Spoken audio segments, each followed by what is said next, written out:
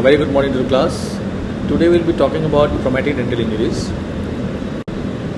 and what are the objectives why we should know about traumatic dental injuries.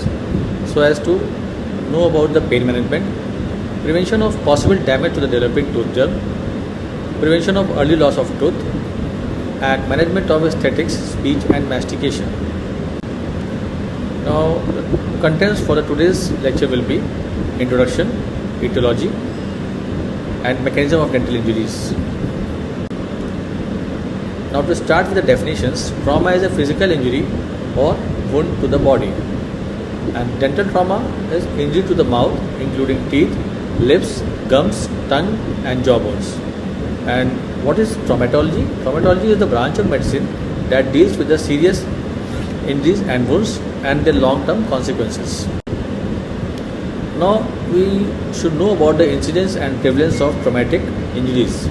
The peak ages are at 2 to 3 years of age and 7 to 11 years of age.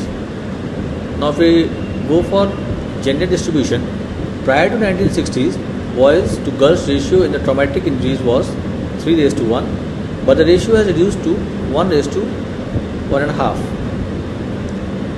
Prevalence: 50% of all children under 15, 30% affecting deciduous teeth and 20% affecting the permanent teeth. Now the teeth involved, the most vulnerable tooth is the maxillary central incisor, which sustains approximately 80% of dental injuries, followed by the maxillary lateral and the mandibular central and lateral incisors. So the most common tooth which is vulnerable to the dental trauma is maxillary central incisor. Now what are the predisposing factors for dental trauma? The first is increased overjet with protrusion. It is one of the earliest predisposing factors described in the literature. Children with protruding incisors, as in developing class 2 molluscum, are more prone to suffer from dental trauma and are at 2 to 3 times greater risk of trauma than children with normal incisor overjet. Now the human behavior.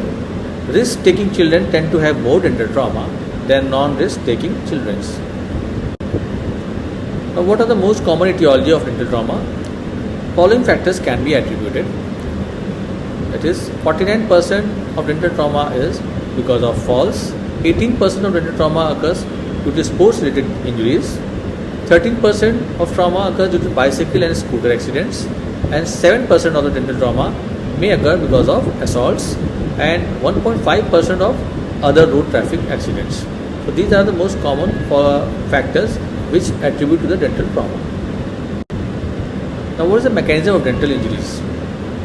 It can be a direct trauma which occurs when tooth itself is struck, examples against table or chair, or it can be indirect trauma. It is seen where the lower dental arch is forcefully closed against upper, for example in case of blow to chin. Now we have to classify the dental trauma, and the classification there are numerous classifications, and out of which few are enumerated here. That is, Rabinovich in 1956 gave the classification of dental trauma. There is Ellis and Davies classification which was given in 1970. Then there are Hargreaves and Craig in 1970.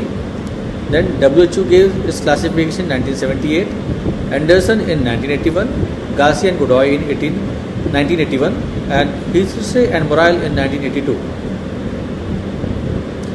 Ellis classification modification was given by McNair. Now the most common and the most widely used Ellis classification for dental traumatic injuries is Ellis and Davies classification, which was given in the year 1960, which states class 1 is simple fracture of crown involving only enamel with little or no dentin. Class 2 is extensive fracture of crown involving considerable dentin but not exposing dental pulp. Class 3 is extensive fracture of crown involving considerable dentin and exposing dental pulp. Class 4 is the traumatized tooth that becomes non-vital with or without loss of crown structure, and class 5 is total tooth loss, that is avulsion or exarticulation.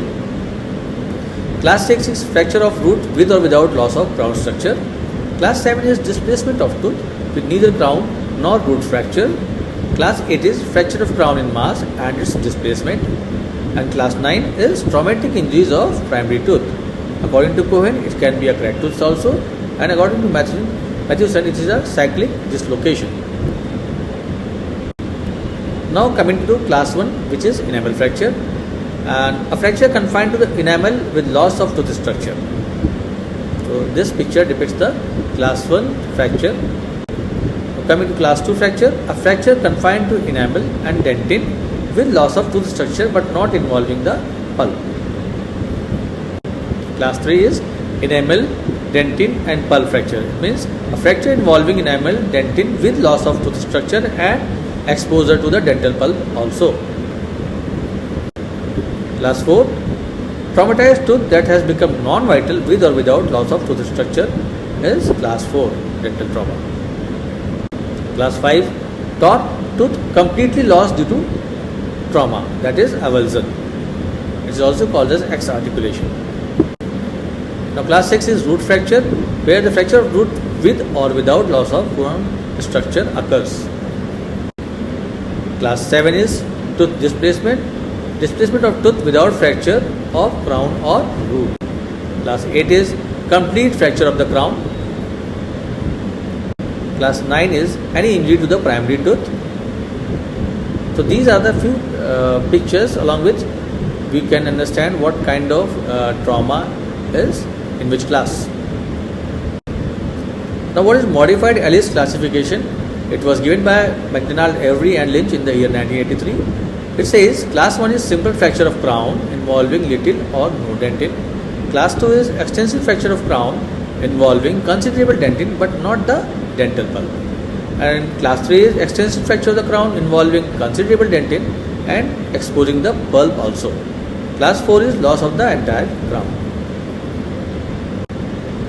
Now classification given by BBDCODS in the year 1984 says that class 0 enamel crack, class 1 is enamel fracture, class 2 is enamel dentin fracture without pulp exposure, class 3 is enamel dentin fracture with pulp exposure, class 4 is enamel dentin cementum fracture without pulp exposure, class 5 is enamel dentin cementum fracture with pulp exposure, class 6 is root fracture, class 7 is concussion, class 8 is luxation injury, and class 9 is lateral displacement, class 10 is intrusion, class 11 is extrusion and class 12 is avulsion.